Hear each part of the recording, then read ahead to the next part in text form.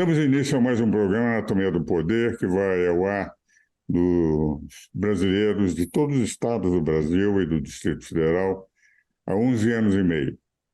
Hoje teremos o prazer, todos os domingos, sem nunca faltar um dia, hoje teremos o prazer de conversar com um queridíssimo amigo. Eu sou conterrâneo dele, eu por adoção, porque a Câmara Municipal me deu o título de cidadão araraquarense, e ele por nascimento, que nasceu em Araraquara, e que é o primeiro vice-presidente da Federação do Comércio do Estado de São Paulo, e que até o dia 31 de julho exerceu a presidência interina da FEComércio, enquanto o nosso presidente, Abraham Scheinman, assumia a presidência durante 2 meses da Confederação Nacional do Comércio no Rio de Janeiro, que é o Dr. Ivo Dall'Acqua.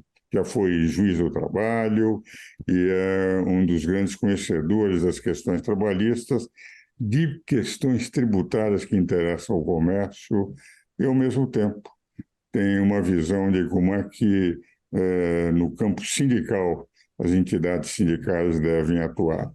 Essa é a razão pela qual, meus caros seguidores, telespectadores fiéis há 11 anos e meio, é com um grande prazer que eu tenho o meu querido amigo Ivo Dall'Acqua, conterrâneo por adoção, ele por nascimento, da a Cidade do Sol, da Araraquara, grande cidade de São Paulo. Meu caro Ivo, um grande prazer tê-lo aqui conosco, e eu já iria começar a colocar para você, a fim de sua reflexão, um assunto muito importante para todo o comércio, que vai ter, com a reforma tributária, um aumento da carga tributária, já que haverá uma redução para a indústria com aumento de serviços, agropecuária e comércio.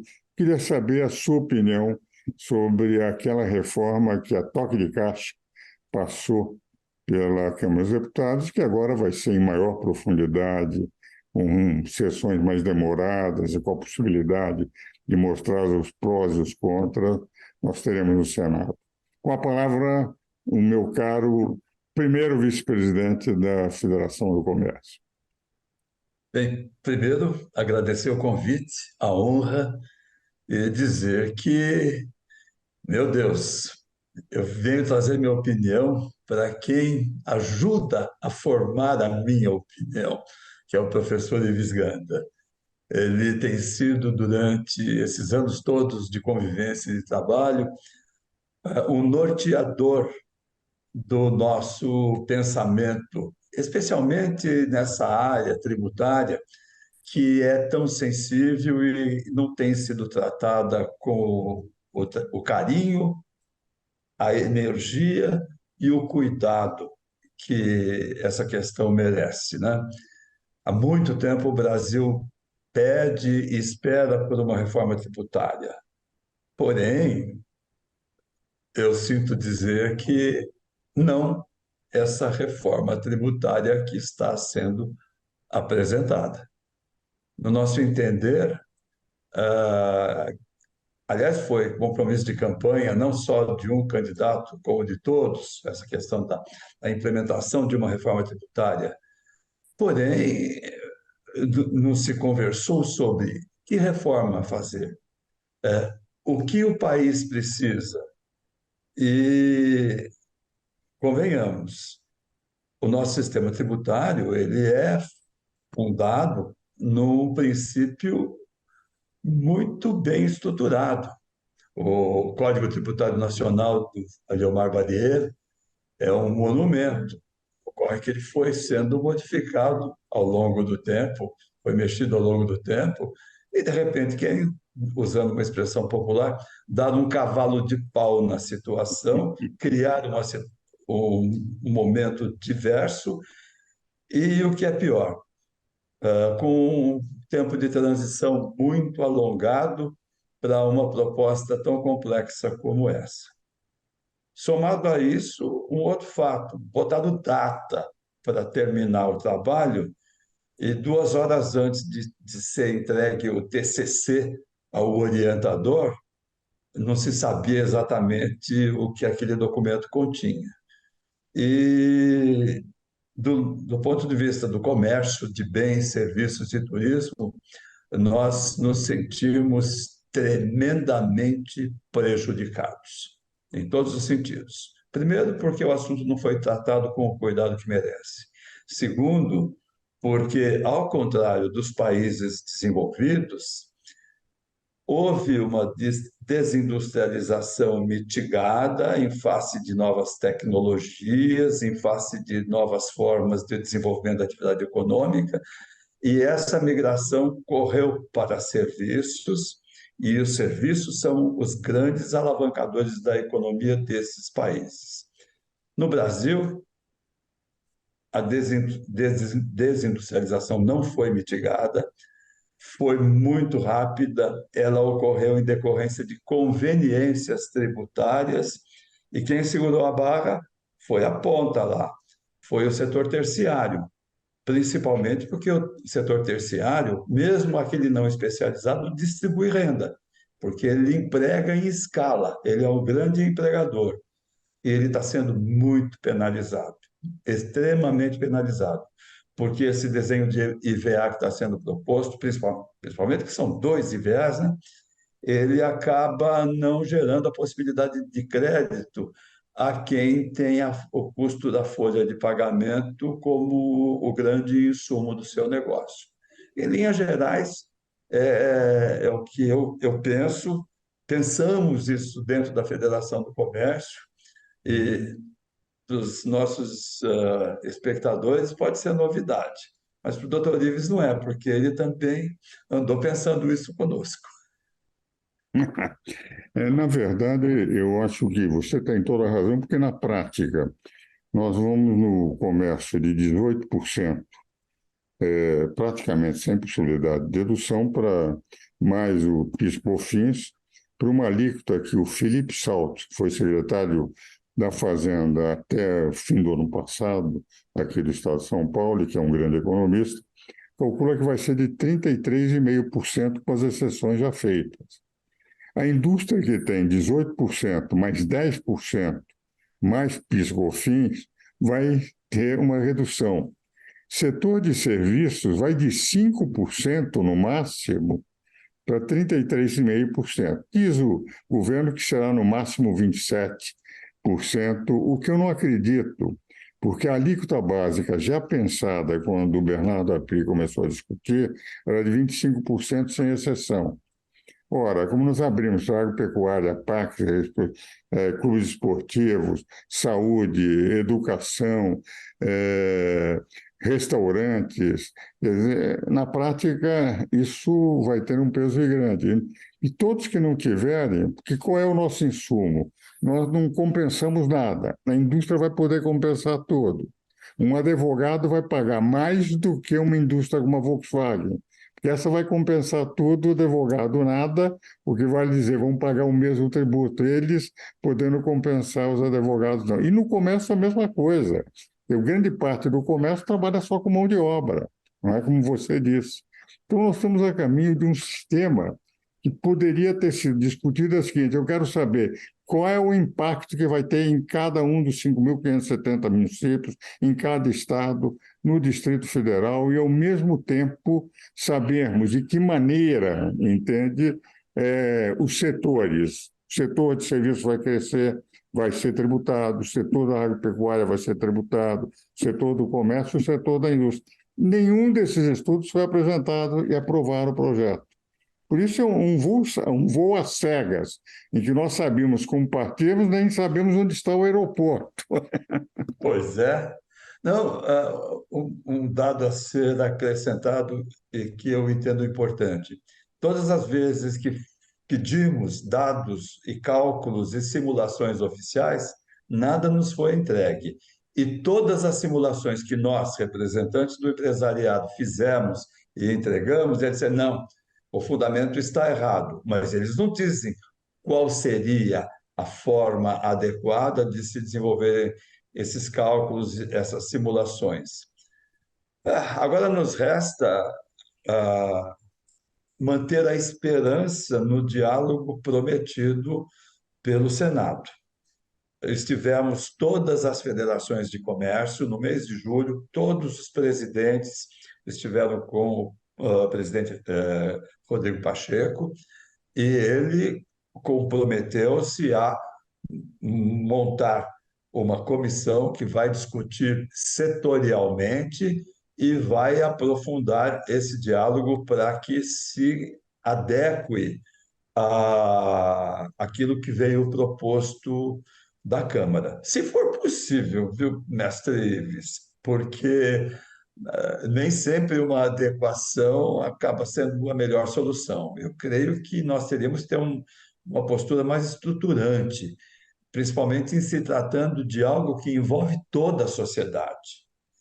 E uma outra questão, tudo ficou muito solto. Eu não sou tributarista. Meus conhecimentos de direito são limitados ao tempo que estudei na faculdade, então eu não opero o direito tributário, eu quero dizer.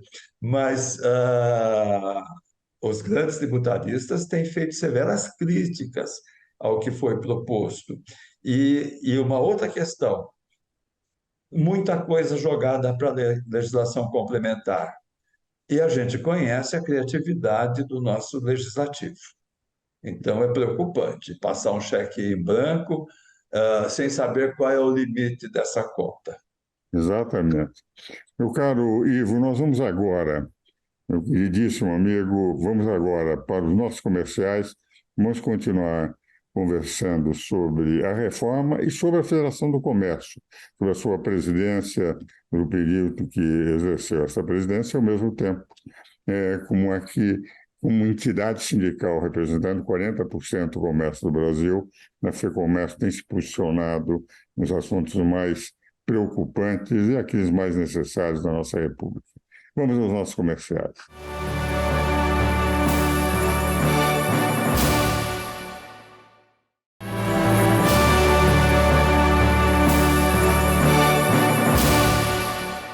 Damos continuidade ao programa Anatomia do Poder, hoje entrevistando o primeiro vice-presidente e foi presidente interino durante alguns meses, até o dia 31 de julho deste ano, quando o nosso presidente, Albert Scheinman, assumiu a presidência do Conselho Nacional do Comércio, a CNC, lá em Brasília, também interinamente.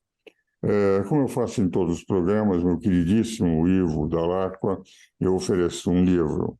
Essas são as minhas reflexões à luz do caminho. 70 anos eu resolvi, mais filosoficamente do que um outro livro que eu também tenho, de análise do caminho, da minha luta à luz do caminho, e vou lhe mandar ainda amanhã esse livro para o amigo. Mas, meu caro Ivo,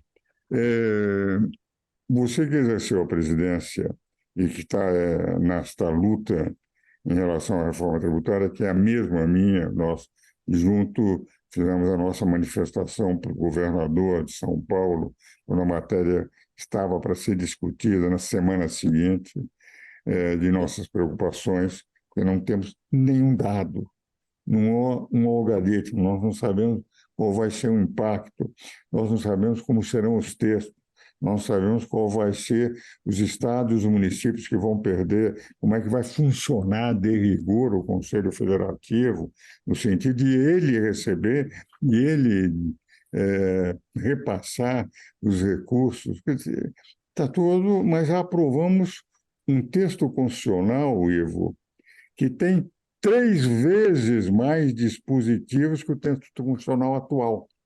O que vale dizer, nós vamos ter que declutir um texto constitucional 3 vezes maior para simplificar do que o texto atual que eles dizem que é complexo.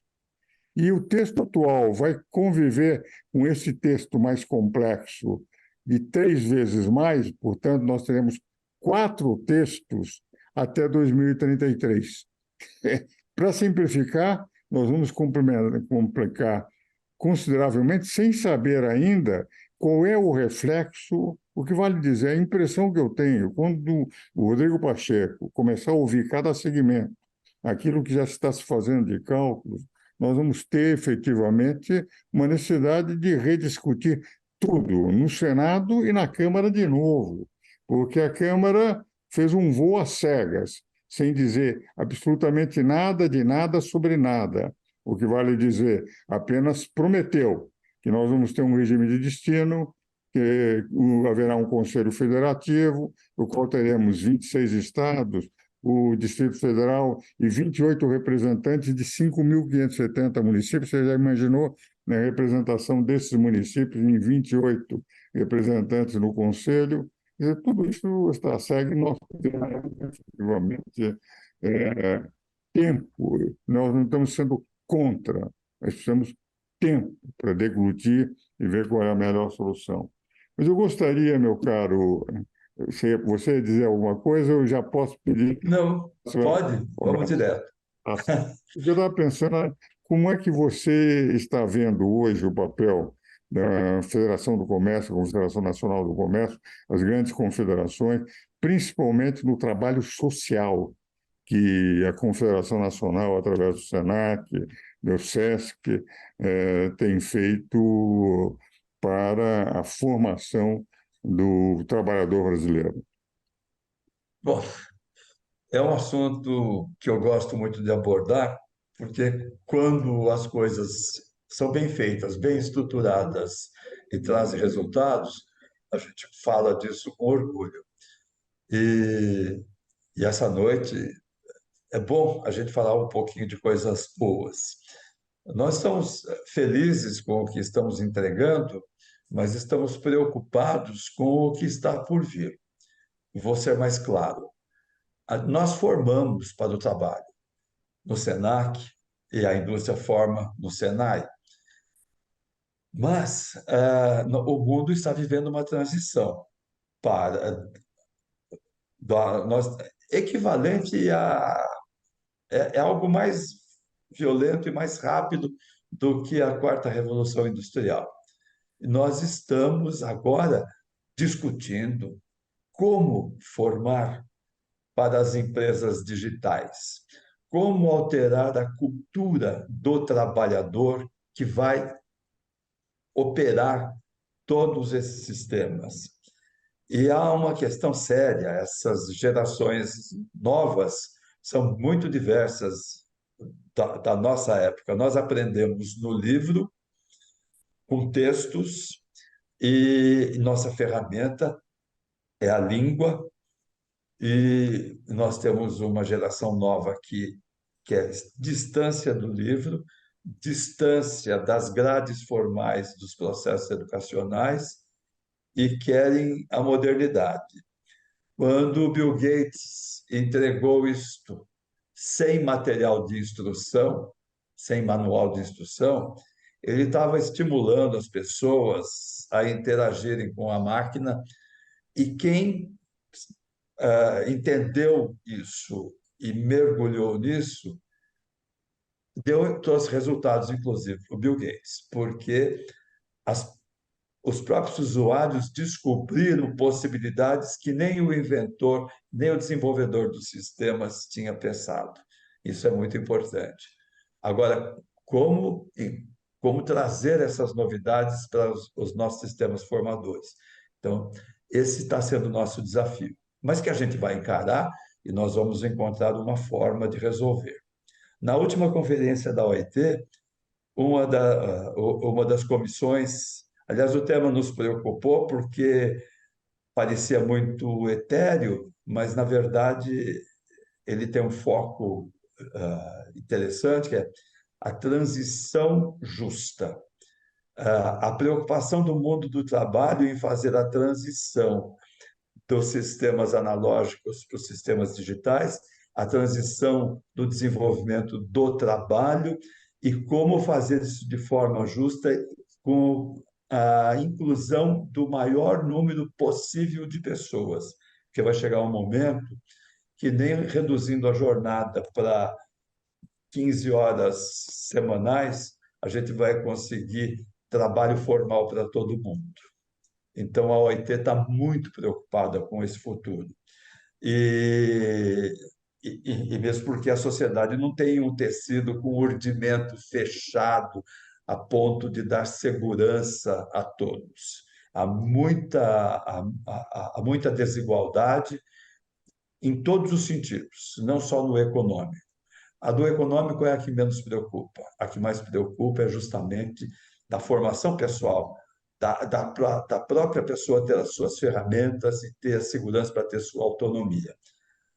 É um compromisso que o SENAC, e eu não falo em nome da indústria, mas eu tenho certeza que o SENAC está tendo, porque participamos dos mesmos grupos de discussão lá fora. É, e é interessante porque esse vai ser o problema.